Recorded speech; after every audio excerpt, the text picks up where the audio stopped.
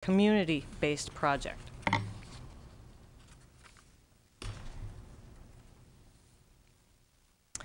So the goal and the litmus test to the whole process: are we sustaining and enhancing the character of the place? Are the plans right? Are we engaging the right participants?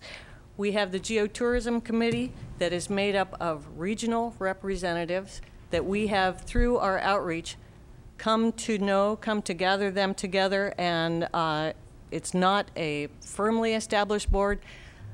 Daily, people from different counties are identifying that they would like to be on that steering committee for the process. So you have the choice. You could have this, and I think that a lot of communities are afraid of this kind of thing.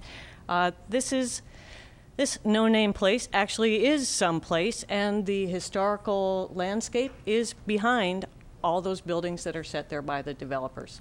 This is generic landscape structures that are overtaking the resource, the reason for people being there. Basically, it's redefining the resource. So the generic dumbing down rather than spotlighting what is the uniqueness of your region. Here's an example of geotourism in action. In Guanajuato, the colonial city has been preserved. It has local hotels, local cuisine, basically the efficacy of geotourism. It's been like this for 500 years, and it's still that way, and people are still going there to see it.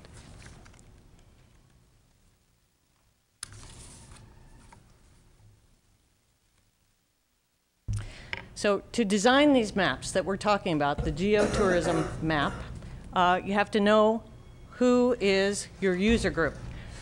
You pick out the people that you want to be your tourists. National Geographic hired the International Tourism Association to study tourism over a 3-year period, and this is what they determined. 73% wanted the clean, unpolluted environment.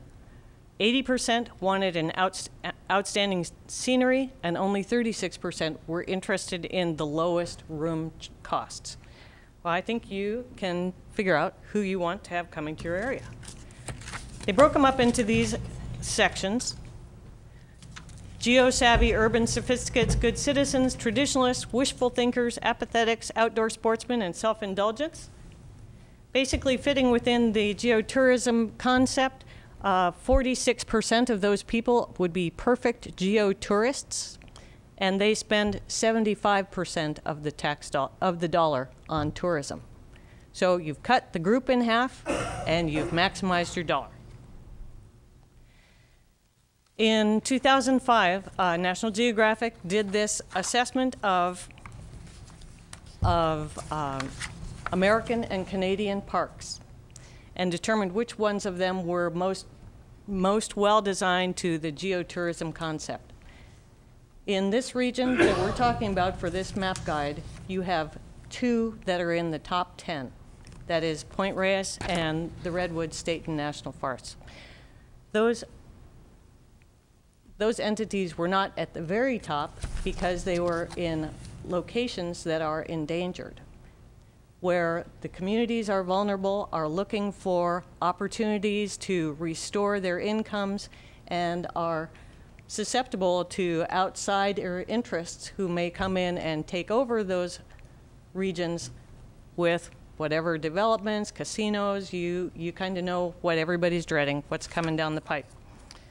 So the downside, the vulnerability, that's not necessarily in the local interest. It may be short-term, but we're trying to work with long-term in mind. So this is the region that we started with, our planning region for this map. The 5 coastal counties. And as we said, it is really, as we said, it's very much defined by the interest of the local communities. And in that, just in the last 2 months of sharing this with different entities that we are engaging to be on our geotourism committee, they looked at that and they said, well, you know, that's not really right. We probably want to include part of Lake County, because Lake County has some significant watersheds and agritourism and wineries that are part and parcel to those that are in Mendocino and Sonoma. And also, Marin self-identified, and also people outside of Marin said, you know, that part that's Sausalito, that's along the bay, that's not really part of what we see as the picture of the coastal community. And you know, everybody agreed on that. I mean, it's pretty wonderful how flexible it is, and it's really in tune with what the local interests are. So the process is basically that we have about 3 months of nomination forums, between 30 and 50 meetings that will occur January through March. Depending on the style of communities, some of these will be separate meetings. Some of them will be tagged onto events that are like events or meetings like Rotary gatherings or Wine Growers Association meetings, places where we can introduce, educate the public to what a geotourism map guide is, and then offer the opportunity for them to fill out a nomination form that describes why some place in their region, whether it's their vineyard or it's their favorite hike, okay, is just what should be on there. This is an example of Vermont's map guide,